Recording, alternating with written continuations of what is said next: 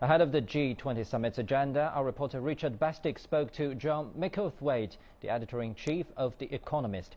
He says the Syrian crisis will be no doubt overshadow the economic agenda of the summit.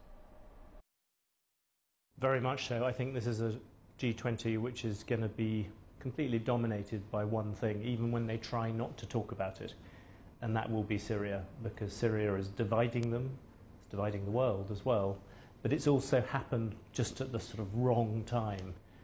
Everything to do with parliamentary votes, congressional votes, has conspired in some ways to make this much more awkward than they would have hoped. Of course, the G20 isn't an alternative UN in any way, but is there anything that can be achieved in the sidelines of this two-day gathering? I think it's likely to be touchy. There is a degree of things you can do at the sidelines. By definition, if you put people in the same room, you're bound to get some reactions. There's also a degree of what might be described as speed dating on the outskirts of the G20, where you have very quick bilateral meetings with people. And that, I think, could achieve something. But if you have this huge central disagreement, probably kind of coalescing around Putin and Obama, then I think everything else gets very difficult around it. Of course, the G20 is, at the end of the day, an economic gathering. What is it the Economist believes the 20 leaders should be focusing their attentions on? I would be wildly excited if anything to do with trade came out of it, but it's highly unlikely because all the main bits are going in the wrong direction at the moment. But you could begin to see stuff about finance, a little bit about stuff about banks. There's room to just keep things moving ahead. And I think the balance of power economically has changed just a bit.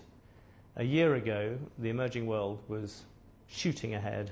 Everyone seemed hunky-dory there. By contrast now, America is beginning to come back on the back of shale gas, on the back of having flushed out most of its financial problems in the banks. By contrast now, we have worries about Chinese banks. We have worries about the Indian currency. We have worries about a great many things in the emerging markets. So that's balanced up slightly. There are those who suggest that very little can be achieved between 20 world leaders in just 2 days. I think it's possible for 20 world leaders to achieve quite a lot if there's a general sense of crisis, particularly economic crisis, to pull them together. But that sort of vision of the G20 as the economic rulers of the world, that has proved to be unsatisfactory when it comes to political problems like Syria. It's not the ideal forum to deal with those things because they're such widely differing starting points. On the world economy, most people just want the world economy to do well. When it comes to issues like Syria or Egypt or Tibet or any of these difficult, thorny issues, then you're going to have different views.